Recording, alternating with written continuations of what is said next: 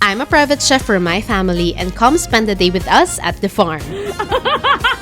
4:30 AM pa lang umalis na kami papuntang probinsya para less traffic and mas marami kaming magawa pagdating. Pagdating namin sa bayan, bumili muna kami ng tinapay for breakfast. And of course, nag-request agad ako ng Spanish bread. After breakfast, first order of business, mamitas ng saging. May lakatan, saba, senyorita, and many other more. Parang kompleto na. Sabi ko, try ko rin kumuha ng saging. Pero girl, pinagtawanan lang nila ako. So, si Dico na lang yung kumuha. We went straight sa may manggahan kasi baka sobrang init na mamaya. Since it's manga season, sobrang daming mangga. As in, 1 to sawa talaga kami dito. Trinay ko pa ilakad yung baka, pero girl, ako pala yung kailangan alalayan. Natakot ako bigla. So, namitas na lang ako ng mangga. First time ko mamitas ng mangga, so medyo hindi pa ako marunong. Feeling ko, ginojudge na ako ng baka sa kaartehan ko. Pero in fairness, medyo madami-dami rin yung napitas namin. We're bringing these back to Manila para ma-share namin with the family. Pagod na ako at this point, pero next stop naman namin sa may mini duck farm. Ang daming bibe, as in bibe,